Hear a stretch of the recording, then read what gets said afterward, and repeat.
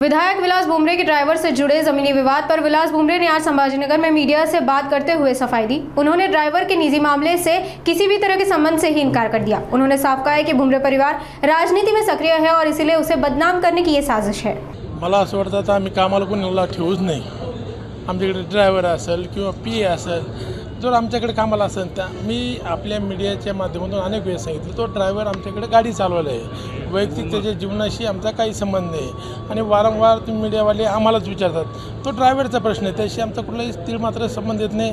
आणि वारंवार आमचं नाव का घेतलं जातं मला याचे म्हणजे याच्या मागचा हेतूच काय आहे ते कळत नाही। हे बघा, भुमरे परिवार आज जिल्ह्याच्या राजकारणात सक्रिय आहे आणि राजकीयदृष्ट्या कसं बदनाम करता येईल या दृष्टिकोनातून हे चाललेला प्रकार आहे। मी अनेक वेळा सांगितलं, तो ड्रायव्हर आहे, चौकशी चालू आहे, चौकशी झाली आहे, दूध का दूध पाणी का पाणी तिथं कोर्टात होईल, प्रशासन करेल, आमचा काय संबंध येतो मला हे सांगा। पदाचा गैरवापर करून आम्ही आमच्या घरच्याच नावावर प्रॉपर्टी केली असते ना, असं कोणी मूर्ख आहे का बाहेरच्या नावावर प्रॉपर्टी करायला?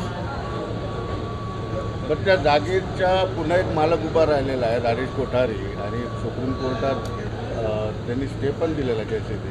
हे बघा, त्या प्रकरणाविषयी मला कुठलीही माहिती नाही आहे। मी अनेक वेळेस आपल्या मीडियावाल्याला देखील सांगितलेलं आहे, माझी देखील आपली विनंती, त्या प्रकरणाशी आमचा संबंध नाही, त्यामुळं आम्हाला तुम्ही कधीच प्रश्न त्या बाबतीत विचारू नका।